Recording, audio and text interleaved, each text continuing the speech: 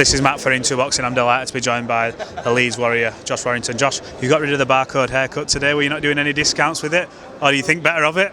Yeah, I've had fight trim, I've had a fight trim, so it's always a bit longer. I'll get the barcode back after this fight, but it's on holiday at the minute.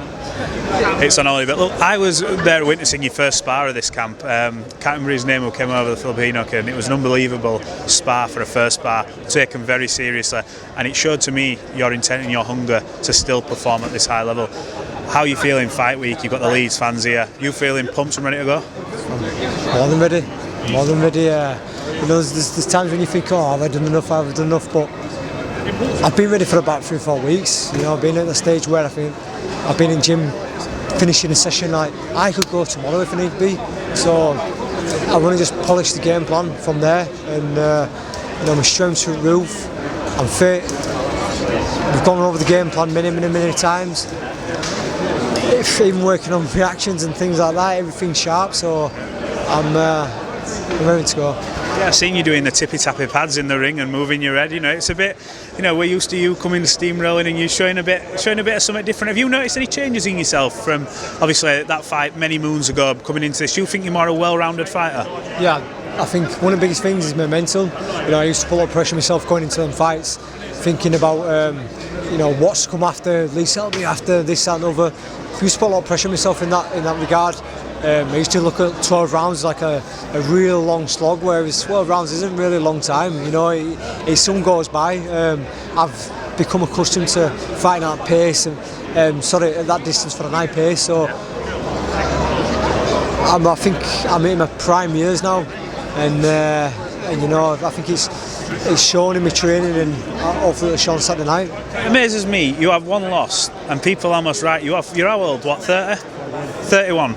In boxing, it's not really no age. You've not got too many miles on the clock. You had one thing. Does it surprise you? You seem to get written off time and time again. The Selby fight, the Frampton fight. After the Lara fight, oh, he's coming back. He won't take the rematch. You took the rematch. Didn't go how you wanted. But do you almost just think, what more do I have to do? Like, I didn't lose the title in the ring. What more do I have to do for people to, you know, just jump on board? I'm not finished. I don't know. Listen, there used to be a time when that really ate me up. That's gone. That's gone. Now listen, if you want to support me. If you don't, fuck you. You know what I mean? Look at the people who slag me off. See, they're not one of these who've come out today. They're not one who's going to come out on Friday and Saturday to support me. So yeah, everyone's got you know, something to say, but a lot of them opinions are fickle as well.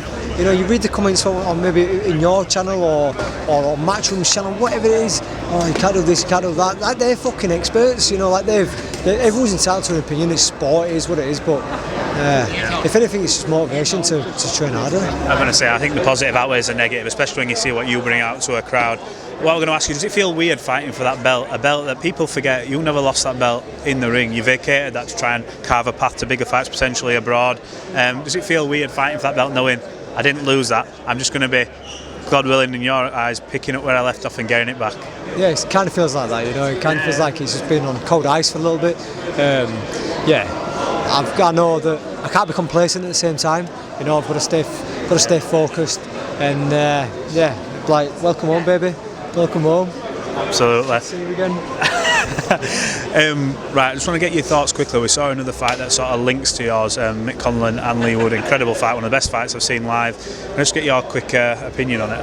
Yeah, fantastic fight. Credit to the sport. Both lads boxed out the skin.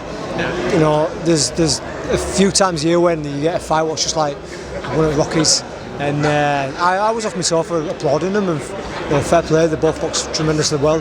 You know, get through this one and we'll see what happens. I was going to say that because you're not one to look past anyone. You just mentioned there how sometimes early in your career you'd maybe think ahead. Is it hard not to think, Christ, if I win, there's the City ground on offer, could come to Eleanor depending on what he wants to do. You know, Lee Wood, if you did get past him, there's a huge fight available there against Lee Wood for a unification. Is it hard not to think ahead? Yeah, obviously it sits there in the back of your mind, but it's different compared to when I was thinking about before I was thinking about Kanju. That was different because that fight was made, it was done, it was all signed, sealed, delivered. I just had to win on that night. So this is where it's like it's all in negotiation stage. Well, not even being negotiated. I just know that's a potential option. So let's go from there. How do you beat Kiko Martinez? Tell me, I know you got a game plan. Do you stop him? You'll see on Saturday night. But you win either way, don't you? I'm the new.